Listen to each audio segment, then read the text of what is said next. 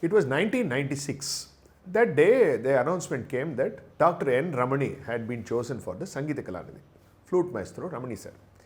That evening, I had gone to Sastri Hall for a concert, and I came out of the concert and rode na bike எடுத்துன்னு வெளியில் வச்சு I saw Ramani Mama just walking past.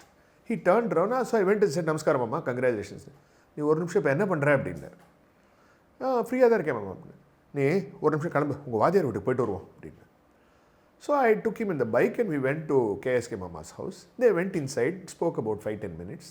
Then Ramani Mama came out and said, சரி வா போகலாம், நீ என்னை கொண்டு விட்டுரு அப்படின்ட்டு.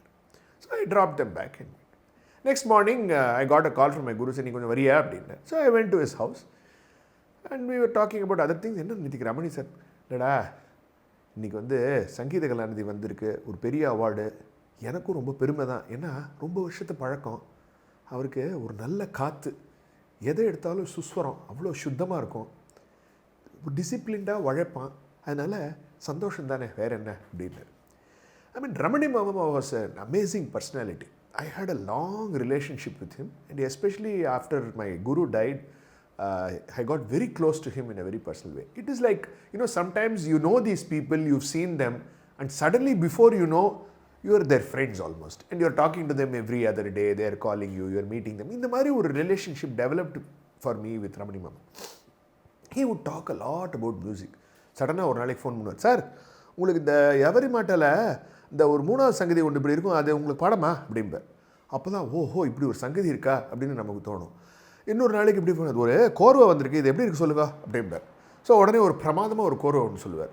அந்த கோர்வை ஒன்று நம்ம அடுத்த கச்சேரியில் பாடிக்கலாம். இந்த மாதிரி he will always be musically, then he will call, கச்சேரி முடிஞ்சுதா, எந்த ஊருக்கு போய்ட்டு வந்தேன் அப்படிம்பார். இல்லை சார் இந்த மாதிரி பாம்பே, சரி அது இருக்கட்டும், இந்த தோடியில் நன்னு புரோச்சுட்டுக்கு பாடம் பண்ணியிருக்கிறா, சரி அது ஒரு நாளைக்கு நான் வரேன் அப்படிம்பேன். இந்த மாதிரி every time the conversation will come back to music. And he was that kind of a personality, like அவர்கிட்ட பேசிகிட்டே இருக்கிறச்சே ஒரு மாதிரி சாதாரணமாக ஃப்ரெண்டாக பேசிகிட்டே இருப்பார். Then suddenly he'll get on stage and ஒரு விஸ்வரூபம் எடுத்த மாதிரி ஆகிடும். ஐ மீன் ஒரு காம்போதி ராகம் வாசிப்பார், ஒரு 5 minutesல அப்படியே he will இதுக்கு மேலே சங்கீதம் இருக்குமா அப்படிங்கிற மாதிரி ஒரு காம்போதி வாசிடுவார், ஒரு பேகடா வாசிப்பார், ஒரு 5 minutesல ஒரு கானமூர்த்தி வாசிப்பார், ஒரு ரஞ்சினி வாசிப்பார். அதுவும் அது ஒரு சில சங்கதிகள் அவர் போடுற விதம் விழுந்ததுன்னா யூ கேன் see ஒரு வயலினிஸ்ட் வாசிக்கிறவாழே அந்த டக்குன்னு ஒரு நிமிஷம் பாப்பா, அவர் இப்படி பார்த்துட்டு படார்னு ஒரு சங்கதி அடிச்சுட்டு அந்த பக்கம் திரும்புவார்.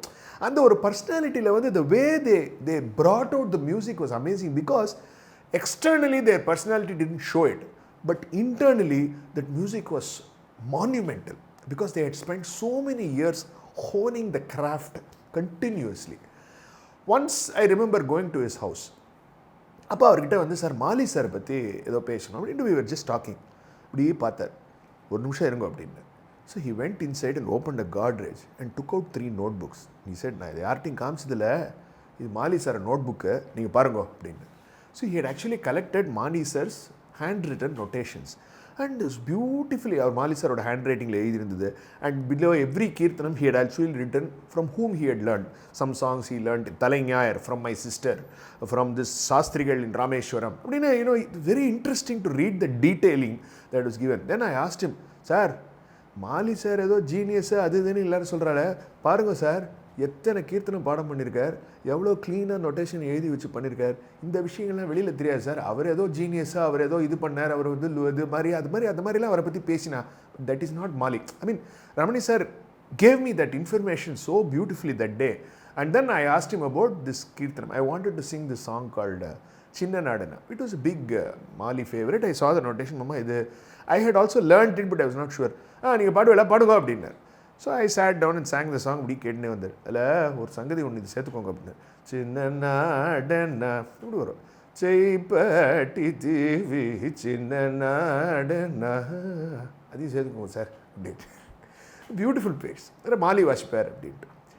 தென் one day he called me. சரி சார் நீங்கள் ஃப்ரீயாக இருக்கீங்களா, நான் வரேன் அப்படின்னார். So he came home with tape record. நான் சொல்கிற இந்த கீர்த்தனைகள்லாம் கொஞ்சம் நீங்கள் வந்து உடனே பாடுவோம் அப்படின்னார். And he recorded all those songs. But these were songs that I had learned from my guru, and I was singing in concerts. Then என்ன மாமா இதெல்லாம் இப்போ எனக்கு அப்படி இல்லையா, இப்போது ஒரு வாத்தியக்காராக இருக்கிறவா வந்து இது ஊம வாத்தியம், என்ன சாகித்யம் வாசிக்கிறோங்கிறது வெளியில் இருக்கிறவளுக்கு தெரியாது. அப்போது நிறைய பாடின்னு இருக்கிறவா பிரபலமாக இருக்கிற அந்த பாட்டுகள், அந்த பாடாந்திரத்தை நம்ம ஃப்ளூட்டில் வாசித்தாதான் ஜனங்களுக்கு காதில் ஒரு ஃபெமிலியாரிட்டி இருக்கும். ஸோ அவளாலேயும் அதை கேட்டு ரசிக்க முடியும். அதனால தான் நான் அந்த காலத்தில் 60s வந்து இருக்கிறச்சே ஜிஎன்பி பாடின பாட்டெல்லாம் நிறைய வந்து பாடம் பண்ணுவேன். சமங்குடி மாமா பாடினதெல்லாம் பாடம் பண்ணுவேன். 80s வரைச்சே சந்தானம், அவாள்லாம், பாலமுரளி அந்த பாட்டெலாம் கூட பாடம் பண்ணிக்கேன். இப்போ உங்கள் பாட்டு கூட தான் பாடம் பண்ணிட்டு போகிறேன். இப்போ என்ன சார் இதில் அப்படின்னார். I was so moved to hear that, because see, the man was so insightful and professionally smart, because he knew that you are an instrumentalist, but you are conforming to a traditional art form and traditional genre, and you know that this is the material and content that is being sung and performed. So you have to be in with the times. அந்த மாதிரி அவருக்கு வந்து ஒரு feeling. So he used to do it like that. Then கடைசியில் என்னாச்சுன்னா ஒரு தடவை I used to go to on Vijayadashmi every year after my guru died. I used to go regularly and visit Ramani Mama on Vijayadashmi. It was personally for me a very sentimental thing. I had almost adopted him as my guru at that time, and I used to go regularly. So கடைசியாக last Vijayadashmi that I went to his house, and as usual அவர் என்ன பண்ணுவார், வாங்க sir உள்ளே வாங்க அப்படிம்பார், சுவாமிக்கு நமஸ்காரம் பண்ணுவார். அந்த தடவை மட்டும் ஒரு நிமிஷம் இருங்கோ, இங்கே இந்த ரூமுக்கு வாங்க அப்படின்ட்டு he took me into his inside room.